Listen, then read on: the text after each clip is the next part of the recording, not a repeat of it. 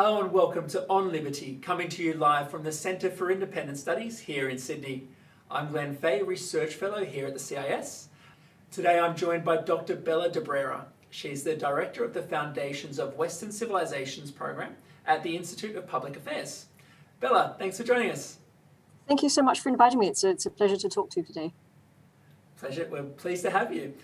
Bella, you've recently commissioned polling of Australian parents and reached a conclusion that there were elements of the school system that you found to be out of step with mainstream values. Can you tell us more about what you found in the poll?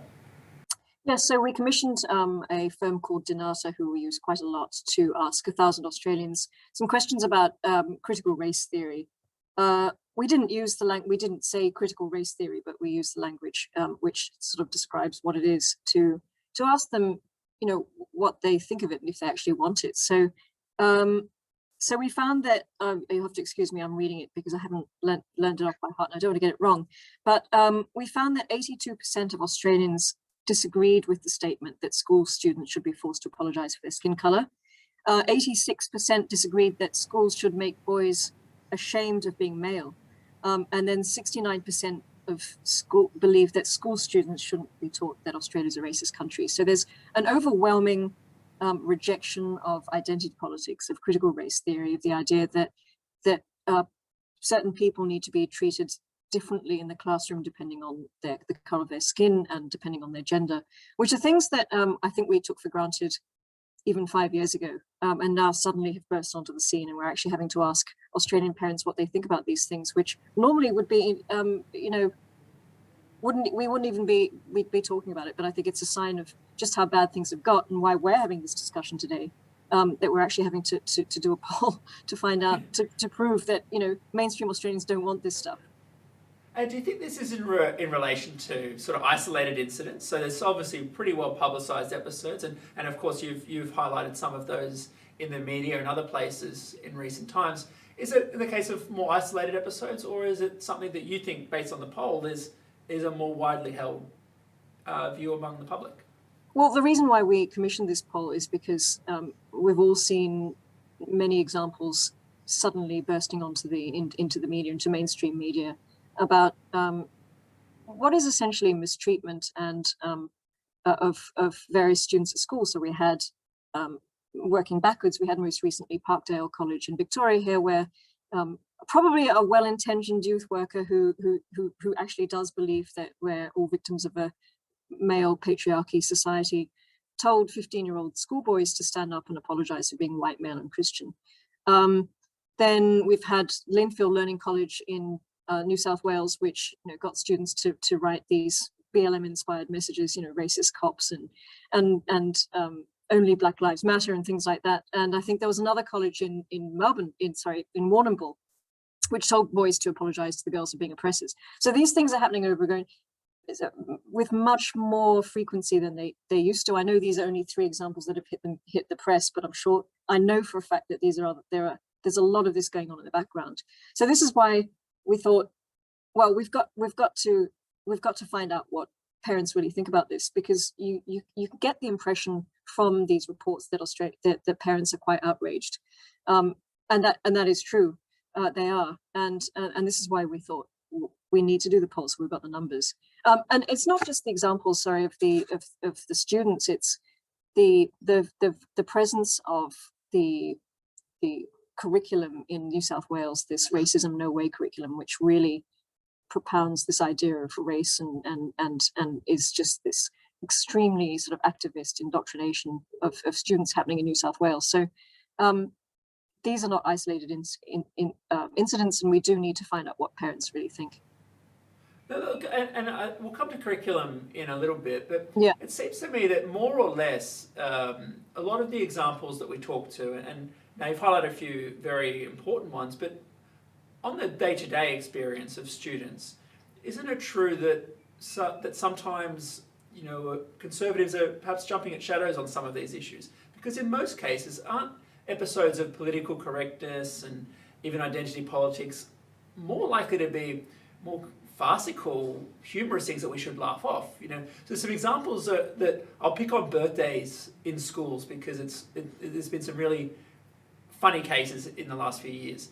So, birthday cakes were banned in some schools because there's fears of potentially students' dietary requirements being conflicted and schools not wanting to manage that. Or the birthday candles were banned because of overly cautious risk management practices. Or that students can't hand out birthday invitations because non-invitees might be offended. Isn't it more that these cases are just silly, whimsical, farcical things to laugh off more than reasons to be concerned about genuine harm in what's happening with children in schools' work? I think you can't really conflate these things. I think these examples that you talk about are farcical and they're ridiculous, and not being able to send Christmas cards and things at Christmas in case you offend someone. They're all manifestations of the same paranoia about Western civilization, in a way. But what we're talking about here is far more serious, and the fact that you're actually humiliating students in front of other students for characteristics that they can't do anything about, for being male, for being white, is beyond, it's so beyond farcical. It is completely damaging.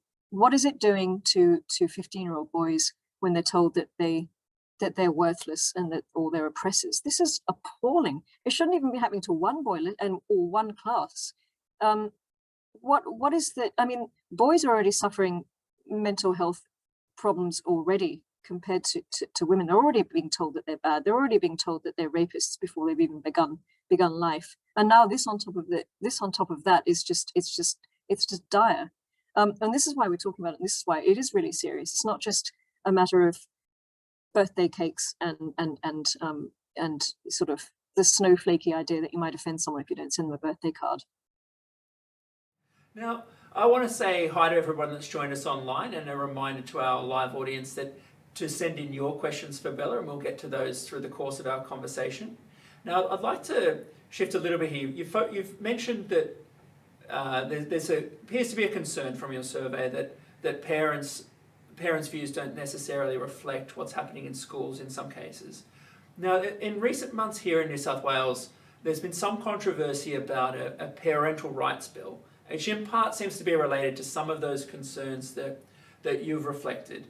So, and one item that's come out of that that's proved to be somewhat contentious is the idea that parents might have a role to play when it comes to pulling out children from courses or areas of schooling that may be out of step with their values. So that could be for religious reasons or others.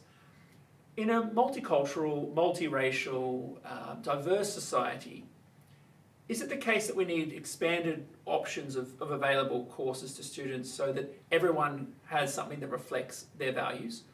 Or do you think that or do you think that we need to align on a certain set of uniform principles for the way that courses and content's delivered? Well, I think you need to have an agreed set of principles and values for everyone, across everyone who comes to Australia and who lives in Australia, everyone who has Australian citizenship. And these values are something that are universal. So this is the brilliance of Western civilization: rule of law, equality before the law. All these values that have nothing to do with race or gender. Everyone in the classroom, every child in the classroom should be able to be taught these values and live by these values. They're distinct from whatever their religion is, if they're Hindu or Islam or Muslim or Christian. So you have to have a shared set of values. And I think the problem that we're seeing is that these values, these universal values, are now being undermined by identity politics and critical race theory. And so this is, and things like gender fluidity and this radical gender theory. And I think parents are perfectly entitled to take their children out of these lessons if they believe that these kind of things are harming their children, and if these parents believe that these are immoral things, teaching children things that they don't believe are morally true. So it's a really difficult when you have a multicultural society, but I think you have to have the shared values, and those shared values are ones that have come down to us through the Enlightenment and the values that Australia is founded on. And I think, when people take citizenship here, don't they have to? They have to. When people actually come to this country, and they love coming to this country because of those values, because it gives them these opportunities, because they are equal before the law. As a woman, I have no impediment to my progress in society here in Australia, no matter how much the left will say that there's a glass ceiling and I'm oppressed as a woman. That is completely false. And these are the values that attract people to this country, and these are the values that should be taught in school. And once we start not teaching those values, then I think parents have every right to say, I don't want my children to learn about transgenderism, and I don't want my children to think that they're because they're born a certain color, that their destinies has already been decided. So you've mentioned there both critical race theory and radical gender theory. Can you, for our audience, can you explain a little bit more about how they interact and how those issues may be harmful to children? So, well, critical race theory is a pretty, it's a recent invention. So probably 1990s. It's just a version of, it's another postmodernist theory with a capital T, but it undermines the entire functioning of our society, because it says all Western societies, so Australia, New Zealand, Canada, England, America, they're all institutionally racist, and that the defining principle of power in our societies is racism, and that there's nothing in society that isn't fundamentally racist. So it sets one group up for success, and it tells the other group that it's doomed to failure. So it says that if you're white, you're part of this racist framework, and if you're not white, you're a victim of this racist framework. How can you? I mean, that is so ahistorical and anti-rational. How can a society function along this way? You just need to look out into the street and you see homeless white men. How does that work with this idea that that our institutions are fundamentally racist? So that's being taught very early on in schools. That is being taught to 4-year-olds in this thing called anti-bias training. They're getting anti-bias training when they're 4 and 5. By the time they reach secondary school, they're being told that they have white privilege, and that they need to start apologizing for the actions of their ancestors. And then it ties into history, and it ties into the curriculum, which we'll talk about later. I don't know if I've answered your question there. I think I might have gone on a bit of a rant about critical race theory. You have to remind me. Always helpful, because you're an expert on these topics, and you've been working on relevant issues related to this for years, and in particular at universities as well. I guess my concern is that doesn't this start in a good place? Don't a lot of these ideas start in a well-meaning perspective, attempting to inculcate a more inclusive society? Does it seem to get taken out of hand in some cases?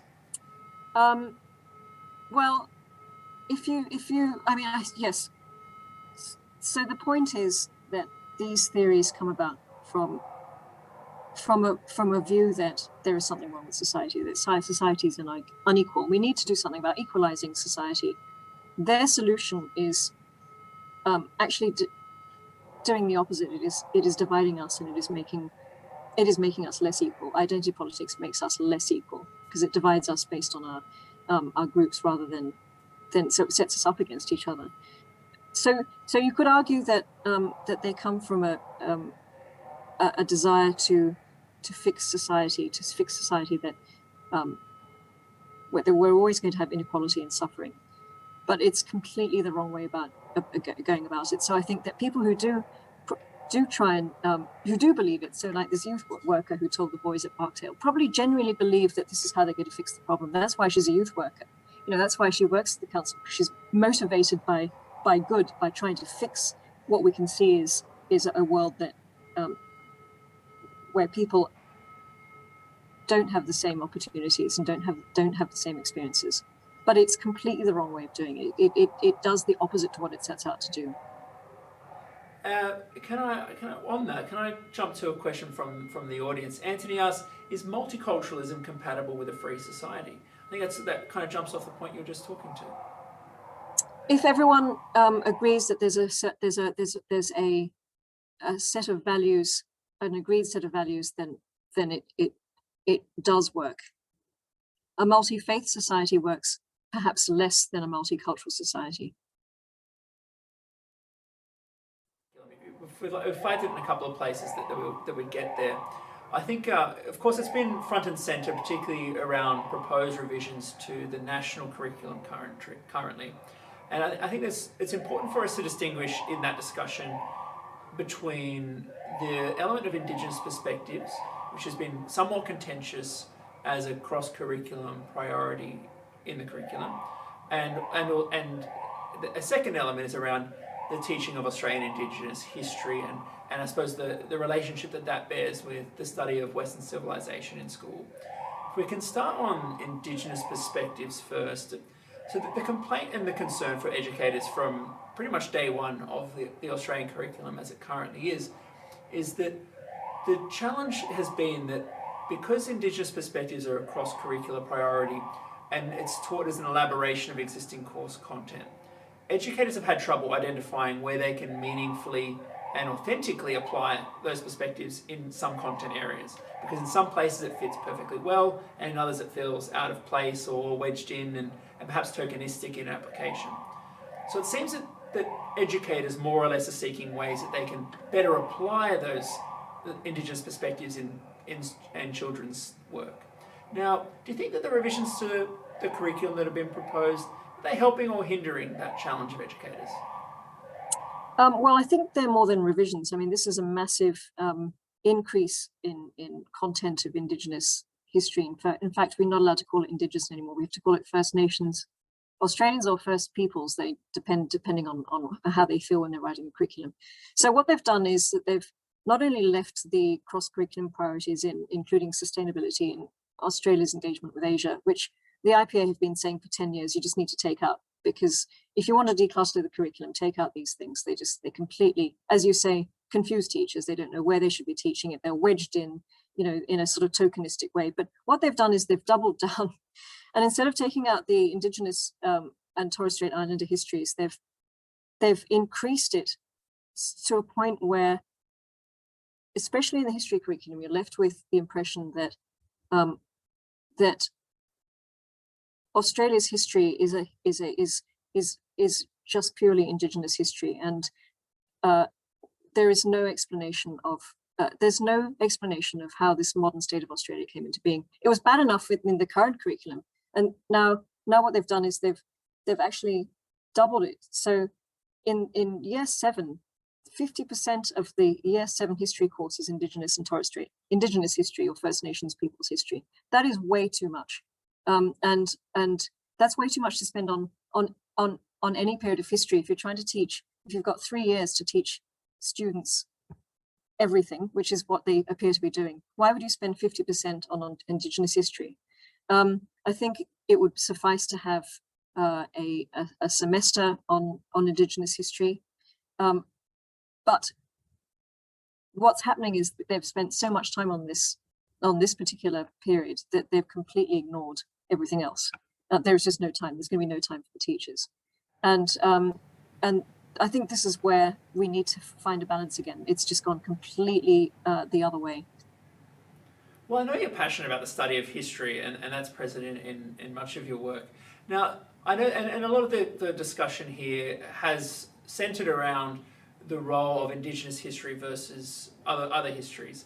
Now, and I suppose in the discussions around the proposed revisions to the curriculum, it seems to me that it's been a very zero-sum conversation. So if you were to include Indigenous histories, it comes at the exclusion of a broader study of Western civilization. Can't we do those things at the same time? And can't both sets of study in a comparative way help to increase understanding of how and why different civilizations have emerged into what they are today? Well, I mean, you certainly can talk about Indigenous history. Children need to know that this is part of this this country. It doesn't make sense if you start talking about the first fleet and you don't mention who was here when they arrived. But then again, it doesn't make any sense to teach nothing but Indigenous history, and suddenly they're learning about the First World War and the Second World War, and they're learning about how to be activists in the 21st century, but they have no idea about why they have democracy, why they have the rights, why they have the right to protest, why they have the anything that makes Australia the stable and prosperous nation that they have today. They have no idea, but they're given from the minute they get into history, from they're taught a version which is not just Indigenous history, but it's it's anti-Western civilization. It's anti. It's basically saying the British invaded. There was genocide. There was massacres, and they set this scene very early on. They start talking about ideas being contested, like Australia Day, and they plant the seeds of doubt very early on when they're in year 4, and then by the time they get to year 6, they then get around to teaching them a little bit about civics and citizenship and why we have the modern state. But the seeds are already planted already. They already think that Australia shouldn't exist anyway because we invaded. They're already feeling bad about it. And then by the time they get into secondary school, if you look at the amount of times that I did a quick count yesterday of word count, just of the year 7 to 10 history curriculum. So I think the curriculum is about 90 pages long, and there's about 100 mentions of First Nations peoples. But that's more than the pages of the actual history curriculum. And you get, I think, maybe 7 references about democracy. I mean, that is completely unbalanced. So yes, they need to know about Indigenous history, but they don't need to know. It doesn't need to be so. It is just shoved into every subject. The children are going to be bored by the time they finish school. They're going to hate it. That's the problem. Children need something more than one version than Indigenous history. There's so much more to teach them, and that's what I get really upset about. Is there's so much amazing history out there, and all they're getting is just this one civilization. They're just getting Indigenous history. But can't the study of Western civilization help complement the understanding of Indigenous history? Understanding why civilizations moved in different directions and had certain values that they prioritized.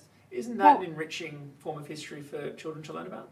I mean, you can certainly say, yes, this is the Indigenous people lived here for 60,000 years, or how many years they were here for, and it's remarkable how they managed to survive on this land. I mean, we were saying yesterday how we could probably last 5 minutes in the center of Australia.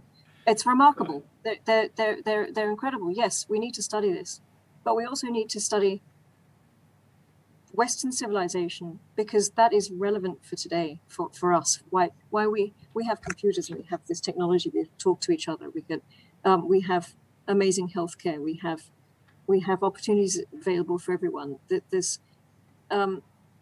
I think you can study different civilizations, but we shouldn't just focus on indigenous civilizations for school children, because it doesn't help them in their daily lives. It doesn't help them to understand the country that they're living in now. So setting aside, the perhaps value judgments around Western civilization, or even about, I guess, some of the other elements around identity politics and so on that we talked about earlier, I suppose my bigger picture question is, we often hear that the education system is the cause, but also the solution of many problems. That my question sort of is along the lines of, do you think that schooling is upstream or downstream of society? So what I mean by that is the school system responsible for creating some of the problems or contested ideas in society today? Or is it the case that these things are happening more widely, wider developments, and then they're flowing through to the school system downstream? Do you have a view about where schooling sits in that realm? It's like an egg and chicken question a bit, isn't it? I mean, clearly, whoever's writing the curriculum, and there is a lack of transparency in terms of who's actually sitting down and writing this, have an idea that this is how they want children to be educated, or some would say indoctrinated when you're talking about this new curriculum, because there's not much education in there at all. So they have a view of how they want society to be. So they're doing that by creating Australians. I'm trying to say that they're deliberately writing the curriculum in a way that they know will produce a certain type of person in Australia, and that person will be a citizen of Australia who believes certain things and has a certain worldview, and then that person will then presumably get a job writing policy in government,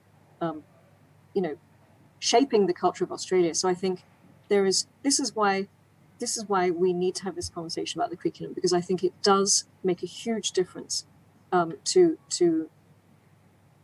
the nation and to how the nation sees itself and how it is as a nation, so in 10 or 15 years time. So my concern with this curriculum is that it will produce Australians who don't have Australia in their best interests, because they're being taught from the minute they get to school to the minute they leave that that Australia is not a good country. That has huge implications. That has huge implications for the health of civil society and for the health of this country.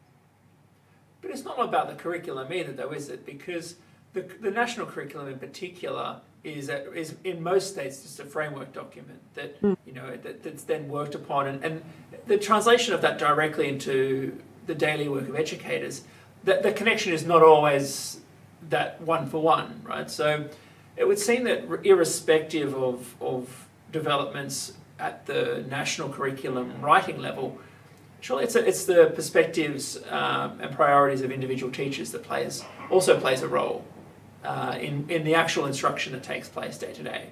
So isn't it a matter that we also need to help teachers understand, what elements that they should be taken completely literally from whatever values are inculcated in a curriculum, and which things should be taken verbatim and which things they should interpret? Or does that introduce a further problem?